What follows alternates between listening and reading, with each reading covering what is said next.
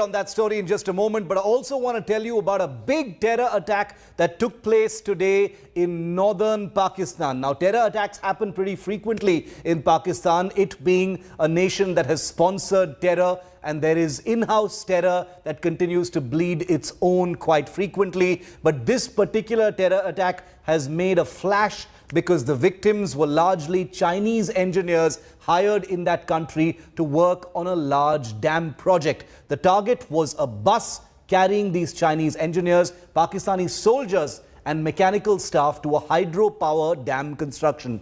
9 Chinese engineers have lost their lives in the blast and several others were injured in the attack. Take a look at the fallout.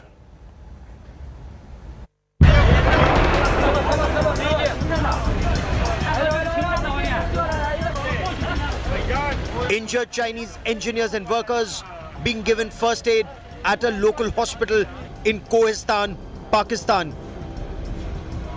After a powerful blast ripped through a bus carrying Chinese engineers working on the Dasu Dam project in Pakistan's Khyber Pakhtunkhwa province. Pakistan confirmed that 9 Chinese engineers and workers were among 13 killed in the explosion. It is still not clear whether the explosives were planted on the road or were kept inside the bus. Moments after the blast, the bus veered off the road and went down a deep ravine in northwest Pakistan. 4 Pakistan Army soldiers providing security to the Chinese engineers and workers were killed in the blast and several are injured. ये एक coastal गाड़ी थी जिसमें कुछ 41 बंदे सवार थे और उसमें तकरीबन 6 की जो है डेथ होगी ऑन द स्पॉट और उसके अलावा 2 जो है हमारे एफसी के जो जवान हैं फ्रंटियर कांस्टेबलरी के और साथ में 2 जो है ये हमारे लोकल्स थे। तो ये जो टोटल कैजुअल्टीज़ यहाँ पे हुई है ये है कोई 10 बंदे और अभी तक इसकी तहकीकात जारी है कि इसकी असल वजह क्या थी। The Chinese embassy in Islamabad reacted strongly to the attack.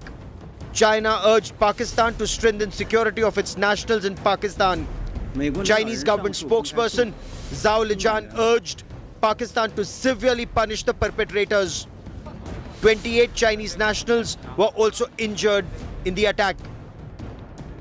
No terrorist organization has so far taken responsibility for the attack. There have been a spate of terror strikes in recent months in Pakistan. On 13th of July, a Pakistan Army captain and 11 soldiers were killed in a terrorist strike in Khyber Pakhtunkhwa province. On the 23rd of June, 3 persons were killed and several injured in a blast outside the house of UN designated global terrorist and 2611 mastermind Hafiz Mohammad Saeed in Lahore. On the 21st of May, 7 people were killed in a blast in Balochistan. On the 10th of May, 5 including 2 security forces personnel were killed in a blast in Balochistan. Former US Secretary of State Hillary Clinton had warned Pakistan to act against all terrorists without distinction between good and bad. Pakistan is yet to act against terrorists on its soil and has permitted its territory to be used to launch terror attacks in Afghanistan and India. Bureau Report, India Today. And this was only the latest in a spate of recent terror attacks in Pakistan. February 17th, 2020, 3 security personnel were killed in a Quetta suicide blast. That was in Balochistan. August last year, 5 persons killed, 22 injured in an IED blast in Chaman near the Pakistan-Afghan border. This is just to give you a sense of how much terror there is taking place in Pakistan. October 25th last year, 3 dead in a powerful blast again in Quetta in Balochistan. October 27th last year, 8 killed, 125 injured in a blast at a seminary in Peshawar. March 5th this year, 5 labourers of Punjabi ethnicity killed in Balochistan. May 10th, 2021, 2 Pakistan security personnel killed in a Quetta blast. May 21st this year, bomb blast at a Palestine rally kills 7 in Balochistan. June 23rd, just last month, 2021, 3 people dead in a blast outside Hafiz Saeed's house in Lahore. Pakistan made a fool of itself trying to blame India for it. July 13th, this month, that's yesterday, Pakistani army captain was among 11 soldiers killed in the Khyber Pakhtunkhwa province. And now in the same province today, that bus blast in which 9 Chinese engineers have been killed and at least one Pakistani soldier has also lost his life. Let's go across to India Today's Gaurav Sawant for more on this. Gaurav, give us a sense of the Chinese reaction to this attack. Do we know, who is responsible for it, why it happened at this time? There have been occasions in the past where Chinese nationals have lost their lives, but this is a big one. 9 Chinese engineers being killed in Pakistani terror. This indeed is a big one, and China has reacted strongly. The Chinese spokesperson, one, there's a reaction in Beijing. Second, there was a reaction that came from the Chinese embassy in Islamabad. Chinese embassy in Islamabad said there's been an attack on Chinese interests. They've asked the Pakistanis to investigate, but the Chinese government spokesperson in Beijing reacted very strongly, saying that this is an attack on Chinese interests in Pakistan, and urged the Chinese government to take the strictest possible action against the perpetrators. Chinese state media is saying that China is not getting involved in all the internal activities of Pakistan, and when Chinese interests are targeted, then they're making an enemy out of China. So strong words that come in from Beijing. That's point one. Shiv, extremely crucial at this point of time. Snakes in Pakistan's backyard, as Hillary Clinton put it, coming out to bite it. Yesterday's attack, where a young Pakistan army captain and 11 soldiers were killed and several soldiers were taken hostage by Tehreek-e-Taliban Pakistan. Tehreek-e-Taliban Pakistan incidentally had trained along with Lashkar-e-Taiba and was trained by the Pakistan army. So again, this just shows what an incestuous relationship this is between Pakistani terrorists and the Pakistani armed forces. Not just that, 2 days ago, Amrullah Saleh, the first vice president of Afghanistan, he said that Afghanistan national forces are not just fighting Taliban, but 22 terrorist organizations, including Lashkar-e-Taiba, operating out of Pakistan. So that is how Pakistan spreads terror in Afghanistan, in India, and that terror also bites it in its own backyard. Absolutely, and Pakistan has no longer any control over many of these terror organizations, even though it has given birth to so many of them. Gaurav, thank you very much for that. This particular terror attack likely to have a far-reaching fallout. But here in India, no end to the drone menace following the attack on the Jammu air base a few weeks ago. A fresh drone was spotted near the international border in the Arnia sector of Jammu today. Alert Border Security Force personnel fired at the drone, after which it returned towards the Pakistan side. The BSF released a statement saying that a blinking red light was observed by troops at about 9:52 p.m. yesterday at a height of 200 meters, and after they opened fire, it appeared to fly back. The area has been cordoned off. This is the 8th such spotting of a mini drone in and around Jammu since 2 explosive-laden drones crashed into the Indian Air Force's airbase in Jammu on the 27th of last month. Meanwhile, sources have told India Today that 2 crucial Home Ministry meetings have taken place in a month, focusing on the procurement of anti-drone technology. Drone activity has been once again witnessed in Jammu and Kashmir. Last night, a drone was spotted by alert BSF troops along the international border in Jammu's Arnia sector. And as soon as this drone was seen hovering over that area, the alert BSF personnel fired at the drone. But soon this drone vanished from that area.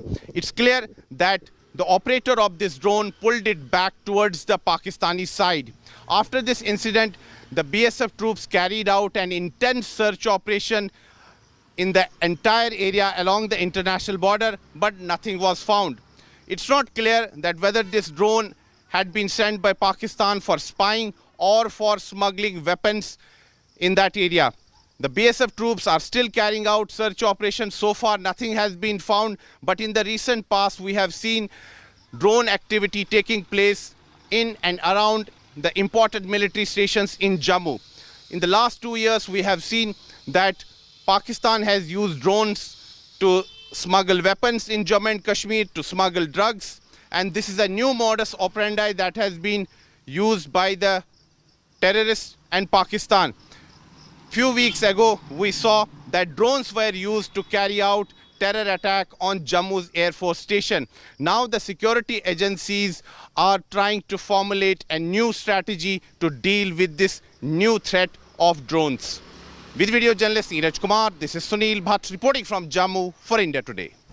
And let's take you straight to the line of control between India and Pakistan-occupied Kashmir to show you what life is like there. The ceasefire between India and Pakistan has brought some calm at the line of control. However, reports suggest that some terror hideouts have once again become active. Alert forces have not lowered their guard, as now the drone threat also looms large. India Today's defense editor Abhishek Bhalla visited the line of control in the Poonch-Mendhar sector to get you this first-hand report.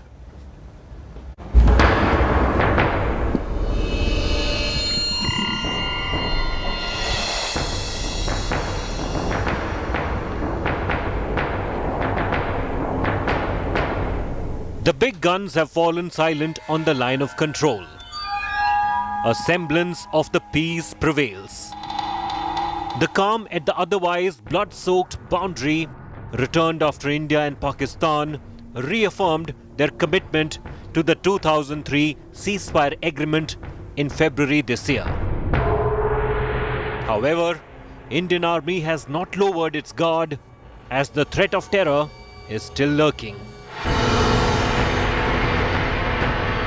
Soon after the ceasefire, there were reports that some of the terror hideouts and launch pads that were discontinued are once again active.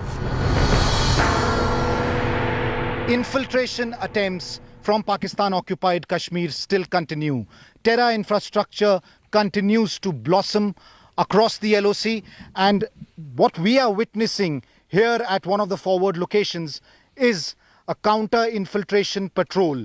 This patrol party is looking out for whatever clues they can get, pick up whatever details of any attempts at infiltration. The vigil has been stepped up in the aftermath of the drone attack on the Jammu Air Base. Some of the areas, the Pakistani posts are barely 100 to 150 meters away from the Indian Army posts. While the Indian Army maintains the vigil, the next big challenge for the forces along the LOC are drone attacks. After the attack in Jammu using a drone, the Indian Army is making efforts to ramp up its anti-drone capabilities. For decades, locals living along the line of control in Poonch have bore the brunt of border firing, shelling and terror attacks. The ceasefire has brought them relief. अभी तो चलो ठीक है, तकरीबन ये जिस time से जंगबंदी हुई है ठीक है, थोड़े आराम से बच्चे भी रह रहे हैं, हम भी रह रहे हैं. While peace has returned for now, past memories continue to haunt local citizens. 21-year-old Shukat Muhammad was part of a 10-member group working as army porters. He lost his leg in an attack by the Border Action Team of the Pakistan Army and terrorists in January 2020. उन्होंने हमारे ऊपर हमला किया, जिसमें से 2 porter शहीद हो गए, तो मेरी टांग में उन्होंने गोली मार दी. मेरे को इंजर्ड कर दिया, एक बंदे की वहां से गर्दन काट के ले गए वो. Naseem Akhtar's story is horrifying. Her husband was beheaded by the terrorists supported by Pakistan. आगे पाकिस्तान वाले से उनका गला काट कर ले चले, तो अब मेरे छोटे छोटे बच्चे हैं, उनको रोजी रोटी कौन देने वाला. Civilians living along the line of control have faced the brunt of the violence here for years. And even though there is some relief in the last few months after the ceasefire agreement, they remain extremely uncertain about their future, especially the future of these young kids who've already lost many of their loved ones in the recent past. In fact, some of them have also lost their fathers who were porters with the Indian Army because they were targeted by the Pakistani Army and the terrorists while working with the Indian Army. With camera person Satya from the line of control, Abhishek Bhalla.